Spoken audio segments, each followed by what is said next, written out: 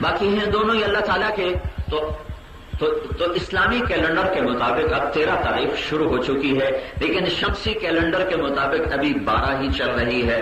وہ رات 12 بجے کے بعد جا کر 13 شروع ہو جائے گی. تو آج وہ دن ہے، آج سے کوئی 1438 سال پہلے 571 عیسوی 22 اپریل 571 عیسوی بروز پیر، یہ انگریزی تاریخ ہے. ہماری ہندی تاریخ 1 جیٹھ 628 بکرمی. اور اس زمانے کا جو عرب کا جو کیلنڈر تھا اس میں عام الفیل اصحاب فیل والا سال، اور پیر کی صبح صادق کے وقت اللہ تعالیٰ نے اس کائنات پر وہ احسان کیا جو نہ کبھی پہلے کیا نہ بعد میں کرے گا. اس انسانوں پر اللہ کا احسان عظیم، حضرت محمد صلی اللہ تعالی علیہ وسلم کی آمد. پوری دنیا کے انسانوں پر اللہ تعالیٰ کا سب سے بڑا احسان محمد صلی اللہ تعالی علیہ وسلم کی آمد. آج وہ دن گزرا ہے جس میں اللہ تعالیٰ نے محمد صلی اللہ تعالی علیہ وسلم کو اس دنیا میں بھیجا. یہ کاروان زندگی اور یہ دنیا کا قافلہ اور یہ انسانیت اس کی ایک راہبر کی منتظر تھی جو حضرت محمد صلی اللہ علیہ وسلم کی شکل میں اس امت کو اور پوری دنیا کے انسانوں کو عطا کیا گیا. اے دنیا کے انسانوں، میرا تم پر بہت بڑا احسان ہے کہ میرا یہ نبی صرف ایمان والوں کے لیے نہیں بلکہ وما ارسلناک الا رحمتا للعالمین، پوری کائنات کے لیے اور تمام عالمین کے لیے یہ میرا محبوب رحمت بن کے آ رہا ہے. آپ کے لیے خاندان چنا گیا سب سے اعلیٰ، آپ کے لیے جگہ چنی گئی سب سے اعلیٰ، بیت اللہ جہاں اللہ نے اپنا گھر بنایا. سب سے بہترین قبیلہ عرب کا سب سے بہترین قبیلہ ہاشم، پھر ہاشم کی سب سے بہترین ہستی محمد بن عبداللہ صلی اللہ تعالی علیہ وسلم. اللہ تعالیٰ نے جزیرۃ العرب کو 3 طرف سے سمندروں میں گھیرا ہوا ہے، اور 3 طرف سے سمندر اور یہ بیچ میں عرب کا جزیرہ. اور یہ حیرت کی بات ہے کہ اتنے بڑے ملک میں 3 طرف سمندر اور ایک دریا نہیں بہتا. ایک دریا، یہ دنیا کا واحد بڑا ملک ہے جس میں دریا کوئی نہیں. یہ ایک عجائب و غرائب میں سے ہے. علم جغرافیہ کے لحاظ سے یہ ایک عجب بات ہے کہ یہاں اتنا بڑا ملک ہے، 3 طرف سے سمندر ہے، جزیرۃ العرب وہ کہلاتا ہے، اور اس میں دریا کوئی نہیں ہے، اور 3 طرف سے سمندر اور بارش کوئی نہیں ہے. برائے نام اللہ نے آج یہ علم کھلا، ان عرب کے پہاڑوں کو اس طرح اللہ تعالیٰ نے ترتیب سے کھڑا کیا ہے کہ مونسون ہوائیں ان سے ٹکرا کے رخ موڑ جاتی ہیں، برسنے کی بجائے یا دائیں ہو جاتی ہیں یا بائیں ہو جاتی ہیں. اللہ نے اسے سہارا رکھا، اس میں پانی کوئی نہیں، اس میں کوئی کشش نہیں، اس میں کسی قسم کا سامان زندگی کوئی نہیں. اللہ تعالیٰ نے ساری دنیا سے اس خطے کو کاٹ دیا اور اس میں اپنے محبوب کی نسل کو تیار کیا. اور یہ کہانی چلائی 4000 سال پہلے. جب کوئی بڑی بلڈنگ بنانی ہوتی ہے تو اس کی بنیاد بہت گہری کھودی جاتی ہے. ایک کمرہ بنانا ہو تو 2 فٹ کی بنیادی کافی ہو جاتی ہے، لیکن اگر 50 منزلہ بلڈنگ بنانی ہو تو کئی 100 فٹ پہلے نیچے لوگ جاتے ہیں، وہاں سے پتھر لوہا بھرتے سیمنٹ بجری بھرتے اوپر لاتے ہیں، پھر اس کے اوپر بنیاد بناتے ہیں. محمد رسول اللہ صلی اللہ علیہ وسلم کی ہستی کو دنیا میں بھیجنا تھا اور ان کی امت کو وجود میں لانا تھا، تو اس کے لیے بہت بڑی بنیاد چاہیے کہ یہ وہ امت ہے جو نبیوں کی شان سے دنیا میں آئے گی، یہ وہ امت ہے جو نبیوں کی طرح اللہ کا پیغام دنیا میں پہنچائے گی، یہ وہ امت ہے جس پر شریعت مکمل ہوگی، جس پر دین مکمل ہوگا، جس پر احکام مکمل ہوں گے، جن کے نبی پر نبوت مکمل ہوگی، جن کے نبی کے بعد کوئی نبی نہیں آئے گا. اور یہ وہ امت ہے جو نبیوں کے نائب بن کر ساری دنیا میں اللہ کے پیغام کی صدا لگائے گی اور اسے پوری دنیا میں بلند کرے گی. 1,24,000 نبی آئے، 1,24,000 صحابہ آئے. نبیوں کے بعد کائنات میں 1,24,000 انسان جو اللہ کے نبی نے اپنی صحبت سے تیار کیے. ان کا بدل نبی تو ایک الگ چیز ہے، ان جیسا پوری دھرتی میں کوئی نہیں آیا. یہ اللہ کے اتنے محبوب لوگ تھے کہ اللہ نے ان کو مرنے سے پہلے اپنے نبی کو خوشخبری سنائی، وَكُلًّا وَعَدَ اللَّهُ الْحُسْنَى، اے میرے نبی میں تمہیں مبارک دیتا ہوں کہ میں تیرے تمام صحابہ کی جنت کا وعدہ کرتا ہوں۔ زندگی میں کہا کلن، یہ سورہ فتح کی آیت، کلن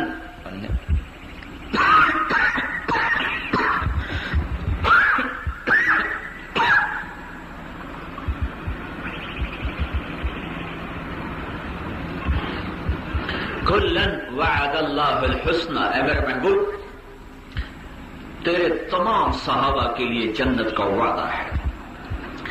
جو تجھے دیکھے ایمان کے ساتھ، یا تو جس کو دیکھ لے، اندھا بھی تھا نا عبداللہ بن ام مکتوم، اندھے تھے، وہ تو آپ کو نہیں دیکھ رہے تھے لیکن آپ انہیں دیکھ رہے تھے۔ تو اللہ تعالیٰ نے ان کو مرنے سے پہلے دنیا میں بڑے سے بڑا ابدال قطب مرے، ہم یہ دعویٰ نہیں کر سکتے کہ یہ رضی اللہ عنہ ہے، ہم امید کرتے ہیں کہ اللہ نے، اس لیے ہم ان کو کہتے ہیں رحمت اللہ علیہ، کہ اللہ کی ان پر رحمت ہو، ہم دعا دیتے ہیں۔ لیکن جو صحابی دنیا سے رخصت ہوا 1,24,000 کا مجمع، ہم ان کو کہتے ہیں رضی اللہ عنہ، اللہ ان سے راضی ہو گیا۔ ایک مجمع تیار ہوا، 1,24,000 نبی، 1,24,000 صحابہ، ان صحابہ کا بدل پوری کائنات میں کوئی نہیں۔ تو اللہ تعالیٰ نے اپنے محبوب کے لیے بنیاد بنائی، 4,000 سال پیچھے سے بنیاد کو اٹھایا۔ ابراہیم علیہ السلام اور محمد صلی اللہ تعالی وسلم کے درمیان تقریباً یہ جتنے عدد ہیں یہ تحقیقی نہیں ہے، یہ اندازہ اور تخمینہ ہے، تقریباً 4,000 سال کا فاصلہ ہے۔ ابراہیم علیہ السلام ابو الانبیاء ہیں، ان کی نسل سے 4,000 سے زیادہ نبی اللہ تعالیٰ نے بھیجے ہیں۔ ان سے جتنے نبی ان کی نسل میں اللہ نے بھیجے، اتنے کسی نبی کی نسل میں انبیاء نہیں آئے۔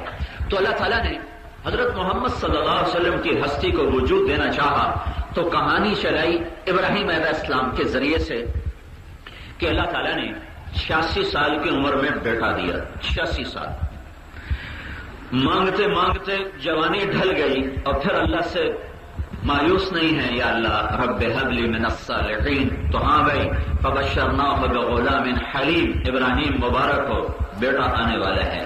تو اللہ تعالیٰ نے سارا کی بجائے ہاجرہ سے بیٹا عطا فرمایا۔ ہاجرہ بالکل نوجوان عمر 20، 25، 26 سال اتنی ہوگی جو مصر کے بادشاہ نے اپنی بیٹی دی یا لونڈی دی، دونوں باتیں ہیں، ان کو ان سے اللہ نے بیٹا دیا۔ چند دن گزرے کہ اللہ تعالیٰ کا حکم آیا کہ ابراہیم اس بچے کو اپنی نظروں سے دور کر دو۔ اب آپ یہ اندازہ لگاؤ کہ 86 سال کی عمر میں بیٹا ملا ہو تو دل پہ کتنا چھا چکا ہوگا، اور اللہ کا امر آیا اسے دور کر دو۔ تو ابراہیم علیہ السلام نے کہا کدھر کر دوں؟ کہا جدھر میں کہوں۔ کہا تو میں کدھر جاؤں؟ کہا جبریل آئے گا تجھے راستہ بتائے گا۔ تو جبریل آئے، تشریف لائے، اور ابراہیم علیہ السلام کو لے کر چلے، اور چلتے چلتے چلتے چلتے آج کا سعودی عرب مت تصور کرو، اب آپ تقریباً 5,500 سال پیچھے دیکھنے کی کوشش کرو کہ جب اس دھرتی پر پانی نام کی شے نہیں، اور درخت نام کی شے نہیں، اور انیس اور مونس نام کی شے نہیں ہے، جب چلتے چلتے چلتے کالے پہاڑ سر بفلک اونچے اونچے اور چاروں طرف وحشت ویرانی ویرانی، تو جب ایک وادی میں پہنچے جس کی طرف چاروں طرف پہاڑ تھے بڑے بڑے، جب اس کے بیچ میں پہنچے وہاں ایک ٹیلا تھا، وہاں جبریل کہنے لگے اللہ کا امر ہے کہ یہاں اپنے بچے اور بیوی کو چھوڑ دیں اور واپس چلے جائیں۔ ابراہیم علیہ السلام نے ایک منظر آگ کا بھی دیکھا تھا اور ایک منظر یہ بھی دیکھ رہے ہیں، جب آگ میں ڈالا گیا تھا تو وہ یوں اٹھے اور ادھر جبرائیل آ گیا، ادھر پانی کا فرشتہ آ گیا اور یہ یوں چلے، تو آگ کو دیکھ رہے ہیں تو جبریل کہنے لگے کوئی مدد کی ضرورت؟ تو کہا اما الیک فلا، نہیں کوئی ضرورت نہیں، کوئی ضرورت نہیں، حسبی اللہ و نعم الوکیل، میرا اللہ مجھے کافی ہے، میرا اللہ مجھے کافی ہے۔ یہ آپ کا منظر تھا، وہ جا رہے ہیں کوئی پرواہ نہیں ہے۔ اب ایک دوسرا منظر سامنے آیا کہ یہ حاجرہ ہے، اس کی گود میں ایک معصوم بچہ ہے، ان کی عمر 1 مہینہ 2 مہینے یہ اللہ بہتر جانتا ہے، بہت تھوڑے عرصے کے بعد جدا کیا گیا۔ اب وہ کہہ رہے ہیں اب آپ واپس چلیں، تو یہاں ابراہیم نہیں رک سکے اور نہیں خاموش رہ سکے، اور ارشاد فرمایا یہاں چھوڑ دوں، یہاں تو کچھ بھی نہیں ہے۔ تو آگ سے زیادہ خوفناک منظر نظر آیا، یہاں چھوڑ دوں، یہاں کیسے چھوڑ دوں، یہاں تو کچھ نہیں ہے۔ کہاں خلیل آپ کے رب کی منشا ہے کہ انہیں یہیں چھوڑا جائے، اس بچے کی پشت سے ساری دنیا کا سردار پیدا ہونے والا ہے، یہ اس کے لیے نظام بنایا جا رہا ہے، میرے گھر کے زیر سایہ یہ نسل پروان چڑھے، اور پھر نسل در نسل جیسے کشید کرتے ہیں نا، عمل کشید، یہ کشید کرتے کرتے کرتے کرتے کرتے وہ صاف کرتے کرتے کرتے کرتے جب ہر چیز ہر صفت اپنے انتہا کو پہنچے گی تو اسے محمد الرسول اللہ کا نام دیا جائے گا۔ اس کے لیے 4000 سال کی ضرورت ہے، اتنی نسلیں گزارنی ضروری ہیں، تب جا کر ایک ہستی ان صفات کے ساتھ وجود میں آ سکتی ہے۔ ایک مشکیزے میں پانی تھا، تھوڑا سا ایک تھیلی میں کھانا تھا، وہ ان کے حوالے کیا اور واپس مڑ دیے۔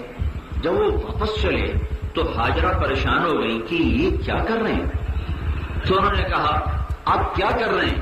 خاموش، کوئی جواب نہیں۔ وہ ساتھ ساتھ چل رہی، آپ کیا کر رہے ہیں؟ خاموش، کوئی جواب نہیں۔ الا من تکلنا، کس کے سپرد کر کے جا رہے ہو، کہاں جا رہے ہو، ہمارا قصور کیا ہے، اس معصوم بچے کے ساتھ مجھے کیوں چھوڑ رہے ہو یہاں؟ تو یہ گفتگو ہو رہی ہے اور ابراہیم خاموش ہیں، اور چلتے چلتے ایک جگہ ہے مکہ میں قدئی، وہاں آج کل زمزم کے پانی کے بڑے بڑے ٹینک لگا دیے گئے ہیں جہاں سے حاجی پانی بھرتے ہیں۔ وہ بیت اللہ میں رش تھا تو انہوں نے وہاں جا کے وہ ٹینک لگائے ہیں، اس کا نام ہے قدئی۔ یہ کوئی وہاں سے 3 میل کا فاصلہ ہے، سڑک نہیں ہے، اترائی چڑھائی۔ جب قدئی تک پہنچی اور ابراہیم خاموش ہیں تو پھر حاجرہ کو خیال آیا کہ یہ تو اللہ کا نبی ہے، کہیں اللہ نہ کہہ رہا ہو، تو پھر انہوں نے کہا اللہ امرک، ابراہیم کیا یہ اللہ کا امر ہے؟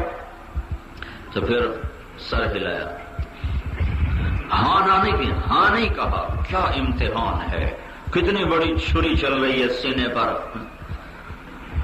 جوان بیوی ہو، سارا سے اللہ بیٹا دیتا اور جدا کرتا تو مشقت تھوڑی ہوتی، چونکہ سارا خود بوڑھی ہو چکی تھی، ان کے جذبات سرد تھے، یہ تو جوان بچی ہے، 20 22 25 سال عمر ہے، اسے چھوڑنا کتنا مشکل ہوگا۔ سر ہلایا تو آگے حاجرہ نے کہا اذن لن یضیعنا اللہ، اچھا پھر جاؤ، اللہ ہمیں ہرگز ضائع نہیں کرے گا۔ ہم بھی مہمانوں کو الوداع کہتے ہیں، آنے والوں کو رخصت کرتے ہیں، یہ بھی ایک رخصتی ہو رہی تھی، لیکن کائنات نے شاید مڑ کے ایسی رخصتی کبھی نہ دیکھی ہوگی کہ معصوم بچہ گود میں ہے اور خامند وہ جا رہا ہے اور چاروں طرف سناٹا ہے اور ویرانہ ہے اور وحشت ہے اور ہولناک فضا ہے اور خوفناک منظر ہے اور سنسناتی ہوا ہے اور تنہائی کا راج ہے، اور وہ بچے کو گود میں لے کر ٹکٹکی باندھے اپنے خامند کو جاتا دیکھ رہی ہے، مڑ کے پیکے نہیں جا رہی ہے، مڑ کے عزیزوں میں نہیں جا رہی، اسے پتا ہے میں نے مڑ کے کہاں جانا ہے، میری جگہ کہاں بنائی گئی ہے، میں ایک چھوٹا سا جھونپڑا بنا دیا تھا۔ وہ خامند کو مڑ دیکھ رہی ہے اور وہ جا رہے ہیں، اور ابراہیم کو یہ جرأت نہیں تھی کہ پیچھے مڑ کے دیکھ لے، ایسا دل مٹھی میں تھا آیا ہوا کہ پیچھے مڑ کے دیکھوں تو کہیں میں خود بے حوصلہ نہ ہو جاؤں، کہیں میرے بندھن نہ ٹوٹ جائیں۔ یہ میرے محبوب کی آنے کی ابتدا ہے اور میرے محبوب کے آنے کی بنیاد رکھی جا رہی ہے، بنیاد۔ جب وہ پہاڑی پر چڑھ گئے اور نیچے اتر گئے تو بوجھل قدموں سے حاجرہ واپس آئی ہے۔ کبھی سوچو تو صحیح، یہ عورت کن جذبوں سے واپس گئی ہوگی، کن احساسات کے ساتھ واپس جا رہی ہوگی، اور اس کا ایک ایک قدم کتنا وزنی ہوا ہوگا۔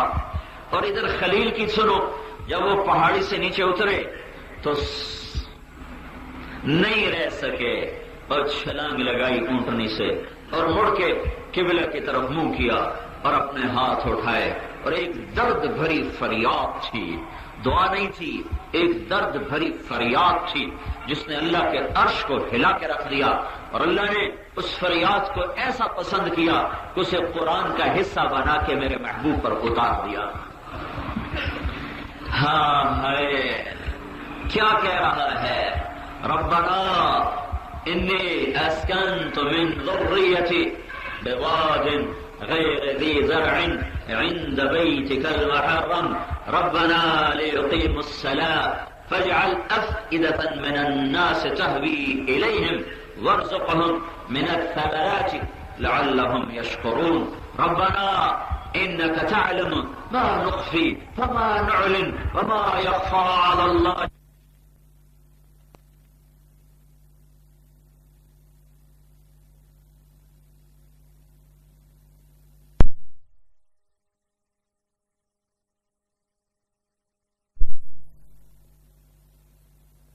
کی بات کے جذبات کو، احساسات کو اور اس کے اندر کے طوفانوں کو چند جملوں میں سمیٹ کر اتارا اور میرے اور آپ کے سامنے رکھا کہ یوں بھی اللہ پہ قربان ہوا جاتا ہے۔ اے میرے رب، اے میرے رب، تو نے کہا میں نے تیرے امر پہ اپنے بچے کو چھوڑ دیا۔ یہ وہ وادی ہے جس میں کچھ بھی نہیں ہوتا، بغیر ذی زرع۔ ہاں تیرے گھر کا پڑوس حاصل ہے، میرے رب انہیں رزق دینا، انہیں پھل کھلانا۔ یہ باپ اللہ انہیں روٹی نظر نہیں آ رہی، پانی نظر نہیں آ رہا، میرے رب انہیں رزق دینا، انہیں کھلانا پلانا۔ تیرے اوپر تو ہر شے عیاں ہے، تیرے اوپر تو کوئی چیز چھپی ہوئی نہیں ہے۔ میں تو بوڑھا عاجز ہوں، سپردم بتو مایا شرا، تو دانی حساب کمو بے شرا۔ فوضت امری الیک والجأت ظہری الیک واسلمت نفسی الیک ووجہت وجہی الیک۔ میں نے سب کچھ تیرے سپرد کیا، تو جان اور یہ جانے۔ یہ درد بھری فریاد لے کر جب ابراہیم واپس مڑے ہیں تو ایک 86 سال کا بوڑھا باپ کن جذبات کو لے کر 1 مہینے کا سفر اردن کی طرف کر رہا تھا، اور اس کے کیا احساسات تھے اور کیا جذبات تھے جس کے ساتھ یہ 1 مہینے کا سفر اس نے کیا، کن کن آنسوؤں کے ساتھ اور کن کن آہوں کے ساتھ وہ راہیں کاش وہ آباد ہوتی تو تم جا کر محسوس کرتے کہ ابراہیم کی گرم سانسیں اور درد بھری فریادیں آج بھی وہاں زندہ ہیں اور تابندہ ہیں۔ یہ عورت واپس آتی ہے، مجھے یہ نہیں کسی کتاب میں ملا کہ یہ کون سا وقت تھا، یہ اگلا وقت تھا یا پچھلا تھا، یہ اگلا پہاڑ تھا یا پچھلا پہاڑ تھا، جو بھی تھا آخر رات آئی ہولے ہولے اور دن گیا اور رات آئی اور اس نے اپنا فن پھیلایا اور اس نے ساری فضا کو سیاہ کر دیا۔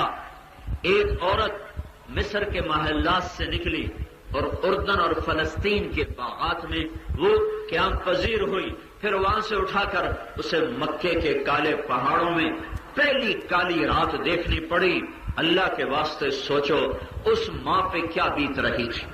بچے کو تو کچھ پتہ نہیں میں کون ہوں کیا ہوں، لیکن ماں تو جوان ہے، زندہ ہے، احساسات بھی ہیں، جذبات بھی ہیں، خیالات بھی ہیں۔ وہ رات اس کی کیسے گزری ہوگی جب پہاڑ بھی کالے اور پتھر بھی کالے اور رات بھی کالی، تنہائی کی اپنی سیاہی الگ، اندھیروں کی سیاہی الگ، پہاڑوں کی سیاہی الگ، اور چاند اگر تھا تو وہ بھی حیران ہوتا ہوگا۔ ستارے تو ہوتے ہی ہیں، پہاڑ بھی پگھلتے ہوں گے اور تارے بھی گھبراتے ہوں گے، یہ کیا ہو گیا اس بندی کو، یہ یہاں کیسے آ کے بیٹھ گئی۔ میں اس رات کو کبھی کبھی سوچا کرتا ہوں تو میرا دل پگھلتا ہے کہ ہے میرے نبی کی ماں نے کیسی دکھ بھری رات وہ گزاری ہوگی، اور کیا کیا جذبات گزرے ہوں گے، ایک ایک پل صدیوں پر بھاری ہو چکا ہوگا۔ پھر دن آ گیا، پھر دن بھی گجرا والے کا نہیں تھا جس میں ٹھنڈی ہوا ہو، جس میں جھونکے نسیم اور صبا کے ہوں، جس میں بادل بھی آ کے سایہ کر دیں۔ وہ مکے کا دن تھا، خوفناک گرم، اور پوری طاقت کے ساتھ اپنی آگ کو پھینکتا ہوا اور اپنی طاقت کو استعمال کرتا ہوا مکے کے پہاڑوں کو گرماتا گیا اور زمین تپتی گئی اور سنگریزے آگ بنتے گئے اور ہوائیں بھی سموم بن گئیں اور ان کے اندر بھی آگ کے شرارے اور شعلے بلند ہونے لگے. اور میرے نبی کی ماں اور میرے نبی کے دادا کے لیے آج کوئی اونٹ نہیں جس میں بیٹھ کر اس آگ کا مقابلہ کرے. وہ دن کیسا گزرا ہوگا. کس پتھر پہ بچے کو لٹایا, کس پتھر پہ خود سوئی.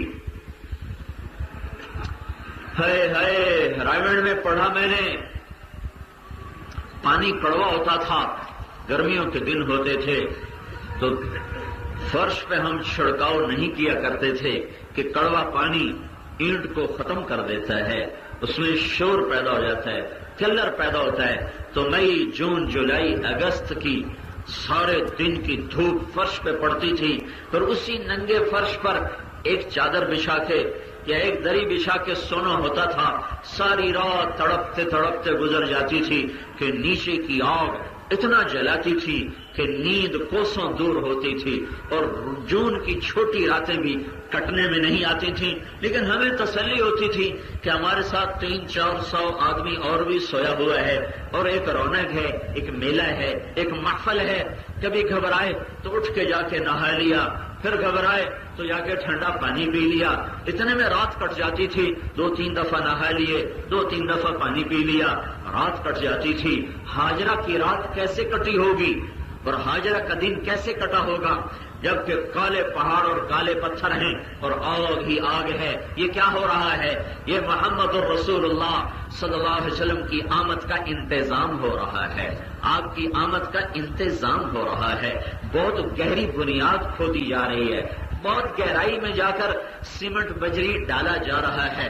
3 دن گزر گئے, وہ جو پانی تھا تھوڑا تھوڑا کرتے کرتے ختم ہوا, وہ جو توشہ تھا کھانا تھوڑا تھوڑا کرتے کرتے ختم ہوا. اب 4تھا دن آ گیا, اب نہ پانی ہے اور نہ کھانا ہے.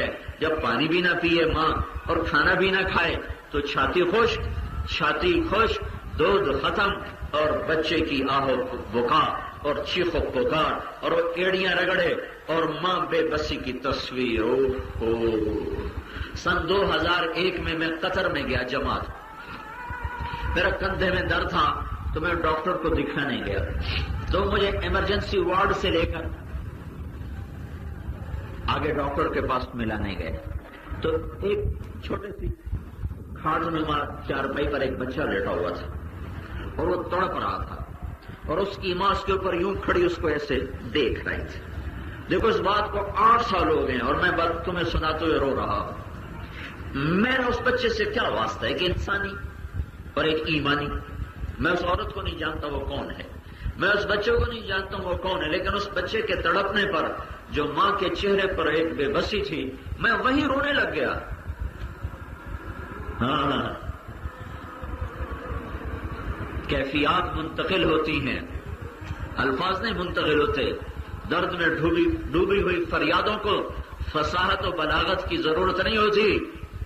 دکھ بھری آنکھوں کو شعر و شاعری اور ترنم کی ضرورت نہیں ہوتی, وہ سینہ چیر کے پار نکل جاتی ہیں. آپ یقین مانو میں اب بھی اس عورت کو تصور میں لا کے رو رہا ہوں کہ اس ماں پہ جو گزر رہی تھی نا, چونکہ اس کا بچہ تڑپ رہا تھا اور رو رہا تھا اور ڈاکٹر سب کچھ کر چکے ہیں پھر بھی اس کے درد کو آرام نہیں ہے.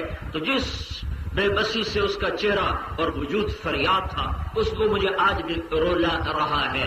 یہ عورت ہسپتال میں ہے, یہ عورت قطر میں ہے, اس عورت کے ساتھ ڈاکٹروں کی ٹیم ہے اور دوائیاں اس کو لگی ہوئی ہیں اور نرسیں سر پر ہیں, عزیز و اقارب ساتھ ہیں. وہ گھر سے اٹھ کر آئی ہے. میرے نبی کی ماں کیا تو کوئی بھی نہیں تھا.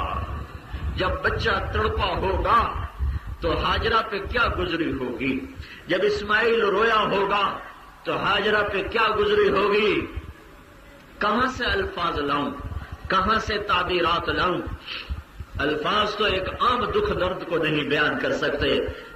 اما ہاجرہ کا درد کون بیان کرے جس کے چاروں طرف اندھیرا ہے, کوئی ساتھی نہیں, کوئی مددگار نہیں اور بچہ تڑپتا ہے اور اس کی چیخ و پکار ہے. ماں کو پتا تھا یہاں کوئی نہیں آئے گا، اسے پتا تھا یہاں کچھ نہیں، اسے معلوم تھا یہاں کوئی سامان زندگی نہیں، لیکن بچے کو بے قرار دیکھا ماں رہ نہیں سکی اور وہاں سے بھاگی ہے اور صفا پہاڑ پہ چڑھی ہے۔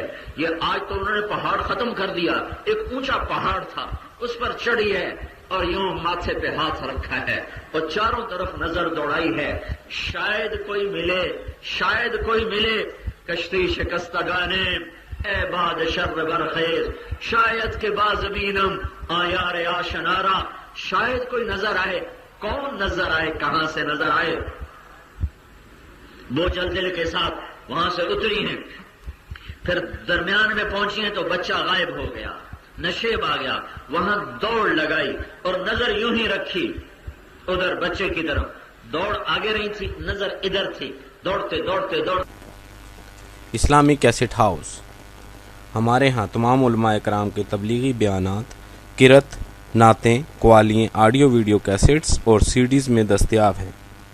نیز خالی آڈیو ویڈیو کیسٹس اور سیڈیز پرچون و ہول سیل ریٹ میں بازار سے رعایت خریدے۔ اسلامی کیسٹ ہاؤس، دکان نمبر 1، پہلی منزل، مغل سرائے مارکیٹ، راجہ بازار، راولپنڈی۔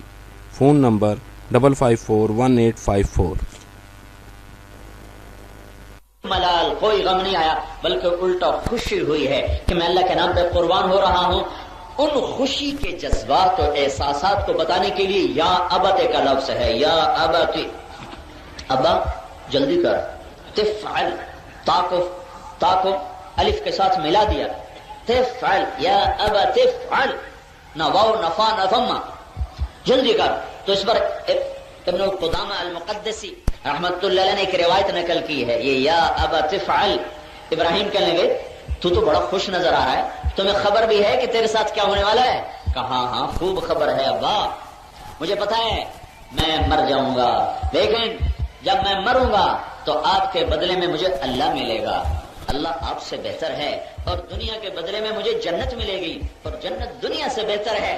اوئے ہائے، پھر ایک دم معصوم ذہن ماں کی طرف پلٹ گیا، کہنے لگے ہاں البتہ مجھے اپنی ماں کا غم بہت ہے، اسے پتا چلے گا تو وہ بہت غمگین ہوگی۔ تو اب ایک ننا ذہن ترکیب لڑاتا ہے، تو اپنا کرتا اتار دیا اور اپنے ابا کو پیش کیا کہ ابا یہ میرا کرتا ہے،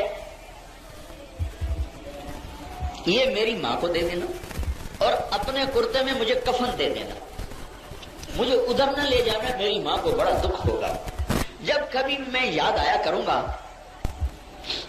تو میری ماں میرا کرتا دیکھ کر اپنا غم ہلکا کر لیا کرے گی، اپنا بوجھ بانٹ لیا کرے گی، یہ ایک میری نشانی ہے، یہ میری ماں کو دے دینا۔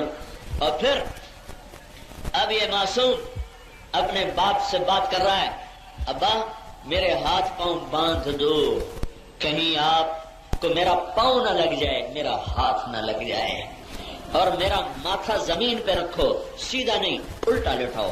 وَتَلَّهُ لِلْجَبِينِ، اسماعیل کی نصیحت کو قرآن نے خبر دی، وَتَلَّهُ لِلْجَبِينِ، ماتھا زمین پہ ٹکا دے، میرا سامنے نہ رکھنا مجھے، کہیں تیرا نہ ڈول جائے۔ ہاں میرے بھائیو، بکرے کی ٹانگیں باندھیں تو ترس آتا ہے، 90-92 سال کا بوڑھا بچے کے ہاتھ پاؤں باندھ رہا تھا،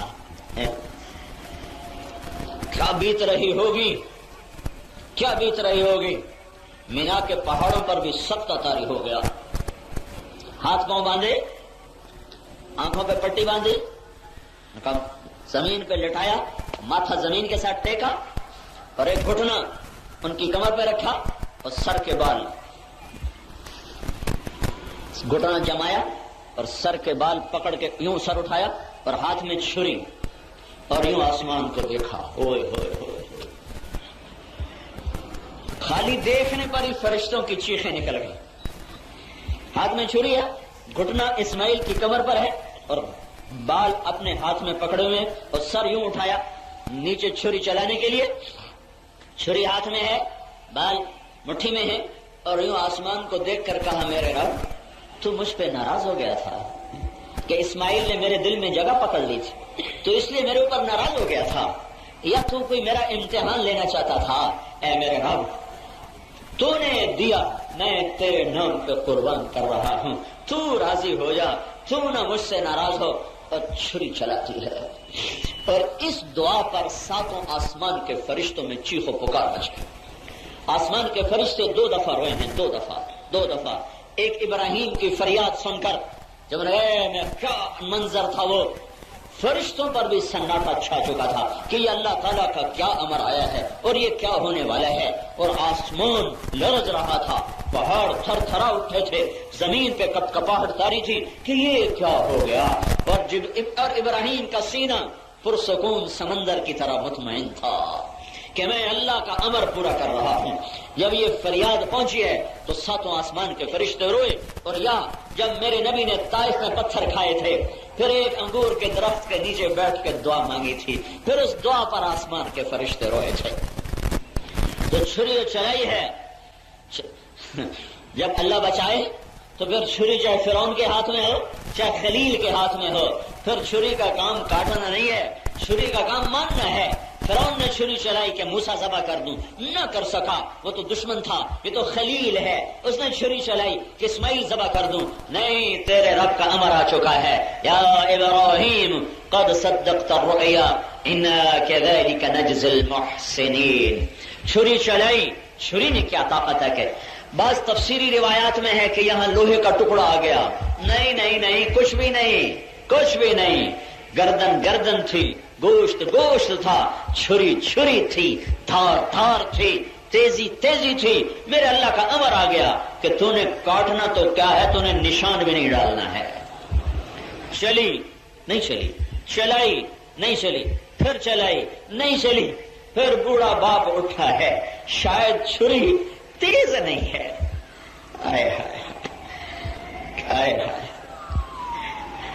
بچے کو وہیں چھوڑ کر پتھر پہ بیٹھ کے چھری تیز ہو، کیا سنو گے؟ حرام دیکھا، حرام سنا، حرام کھایا، دل تو پتھر ہو گئے، صدا کہاں سے جائے؟ زنا ہی زنا، شراب ہی شراب، قتل ہی قتل، ڈاکے ہی ڈاکے، ظلم ہی ظلم، گھنگرو ہی گھنگرو، بے حیائی ہی بے حیائی۔ جو نسل ساری رات ننگے ناچ دیکھتے دیکھتے سو جائے، ان کے دلوں تک کون آواز پہنچائے گا اللہ کے سوا؟ جو کان گانا سنتے سارے پردے بند کر چکے ہوں اور ڈانٹ پڑ چکے ہوں، ان میں کہاں سے کوئی صدا داخل ہو کر دل کے دروازوں پہ جا کے دستک دے گی؟ جو آنکھ اوروں کی بیٹیاں دیکھ اندھی ہو چکی ہو، وہ عبرت کی سے کیسے اٹھے گی؟ بوڑھا باپ ذبح کر رہا ہے، چھری تیز کر رہا ہے کہ چلنے نہیں، میں ذرا تیز کروں، پھر آیا ہے چھری لے کر، پھر گردن پکڑی ہے، پھر میرے اللہ کا امر آ گیا، جبریل قبل اس کے کہ میرے خلیل کی چھری پار ہو جائے، پکڑ جنت سے جانور، اسماعیل کو کھینچ لے اور جانور کو ڈال دے۔ تو سفید رنگ کا چھترا جبریل نے جنت سے نکالا ہے، اور پلک جھپکنے میں اسماعیل کو کھینچا اور چھترے کو ڈالا۔ ابراہیم کی تو آنکھوں پہ پٹی ہے، چھری چل گئی ہے، اللہ اکبر، پٹی کھولی تو جبریل کے ساتھ اسماعیل مسکرا رہا ہے اور چھترا ذبح ہو چکا ہے۔ میرے نبی پاک صلی اللہ علیہ وسلم عید قربان پر ہمیشہ چھترا ذبح کیا کرتے تھے اپنے باپ اسماعیل کی یاد میں، اور 2 سفید رنگ کے چھترے ذبح کرتے تھے، ایک اپنی قربانی کا اور ایک امت کی طرف سے کیا کرتے تھے۔ کیا کرو، مالداروں سے کہہ رہا ہوں، ہکو گاں لے کے آ جانے، ستے دے ستے پورے آ گئے۔ کیا کرو، دل کھول کے کیا کرو، اور اللہ کے نبی کے نام کی بھی قربانی دیا کرو کہ تمہارا نبی ہر سال ایک چھترا اپنی امت کے لیے کرتا تھا۔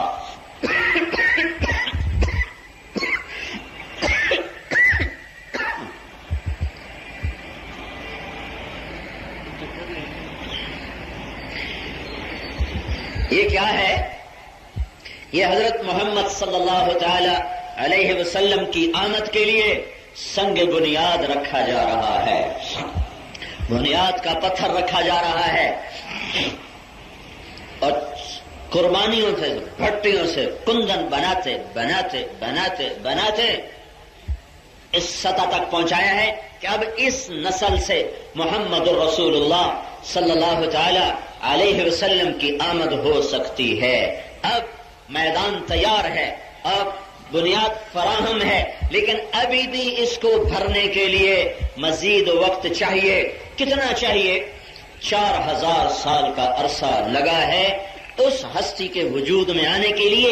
اللہ چاہتا تو پل میں پیدا کرتا، لیکن یہ اسباب کا جہان ہے، وہ پھل تک پہنچانے کے لیے زمیندار کو 6 مہینے کا انتظار کرواتا ہے، کنو مالٹا آم کے لیے 3 سال کا انتظار کرواتا ہے، کھجور کو پھلدار بنانے کے لیے 5 سال کا انتظار کرواتا ہے۔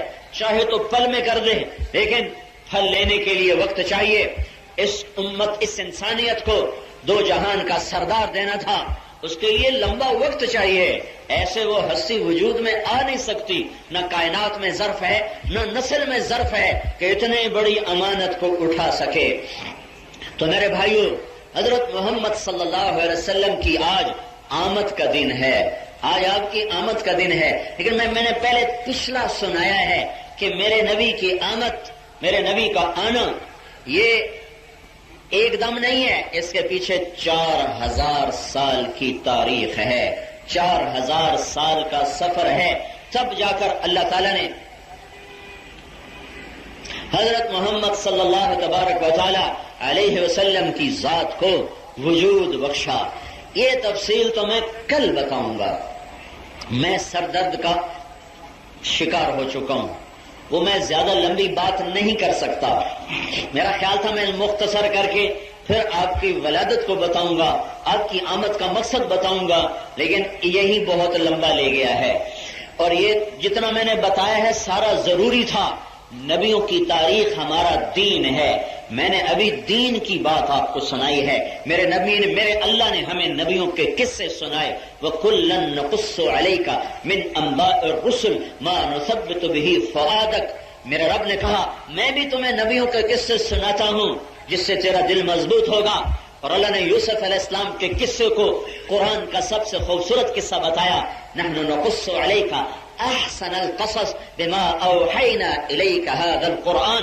اے میرے محبوب، میں تمہیں قرآن کا سب سے خوبصورت قصہ سناتا ہوں۔ پھر میرے اللہ نے یوسف علیہ السلام کی کہانی کو اول سے لے کر آخر تک سنایا۔ کسی نبی کا قصہ